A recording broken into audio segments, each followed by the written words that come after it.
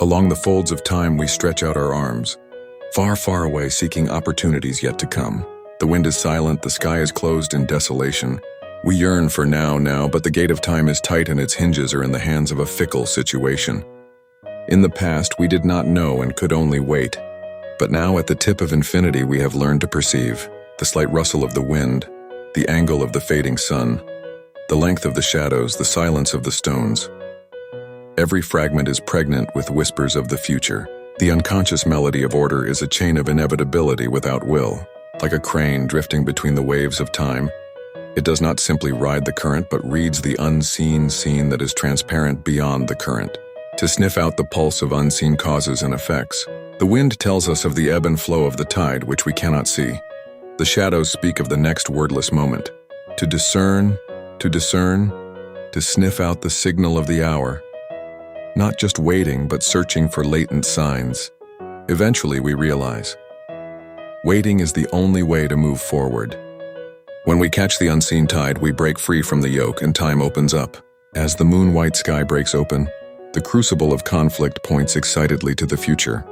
It is a circle of destiny, a seeking arc that captures even the subtle signs of the wind and inquires the direction in which it should go. Yet, like a quantum that is left to its own devices and unobserved, it drifts with possibilities contained within it. It cruises the margins of perception, sensing a path that is yet to be determined. The color of the sky reflected on the surface of the lake in front of me is different from yesterday. The water simply accepts and transforms, and the shimmering ripples traced by the wind are a prophecy of the future. Dignity, too, is a prophecy of the future. Not foresight, but premonition. Not a plan, but a response. We surrender our indeterminacy to the wisdom that accepts things as they are. Like the crane neck, we too read the winds of time, scoop up chance and fly across the surface of the never-frozen lake. Jade time wavers thinly and the wind wanders between impatience and longing. Unable to bear the gravity of expectation, it chases the contours of the future. To sniff out the veins of destiny, and to have one's wings tremble at the subtle changes. The angle of the sun's tilt tells of good or bad luck. The speed of the shadow on the horizon, all of these are fragments of an undetermined present. When the wind blows and changes direction, the angle is already looking at a different future.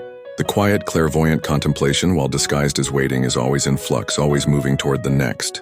Therefore, Tsurukubi is more than just waiting. It is an act of will that anticipates the future. It is a piece of wind that breaks and shimmers, anxiously awaiting the news of the wind carrying thoughts floating in the faraway sky. Now or never, time whispers to us to sense it, but time is always so irreverent that if we try to grasp it, it will fall away. Shadows lurk in the cracks that break the contours of prediction. The situation is the thread of an unwoven machine, a pattern woven by pulsating coincidence. Reflecting itself on the far-off surface of the water, it boasts an unintended length and draws meaningless straight lines. However, intentions are added afterwards and meanings are invoked. If even the choice is only an illusion, we can only see the situation, watch the course of events, and embrace time as if it were a white piece passing by until it dissolves into the sky. Like the subtleties that lurk in the momentary void that stands in the momentary break that can be glimpsed, like the shadows that wrap around our necks with suppleness. Without resisting the muddy current of time, and yet without being swept away, he glides his gaze sharply into the distance, as if to measure his own trajectory. There are signs that have not yet been seen. It is something that is already preceded only by a sign, while pregnant with an undefined form. It is a mist for those who are unaware and a call for those who are aware. No, it does not wait to be called, but rather welcomes it beforehand, as if to perceive its shadow before it manifests. If once the wind trembles, the clouds already shift into another form. The boundary is shimmering, but it is certainly there. If you don't notice it, it is nothing.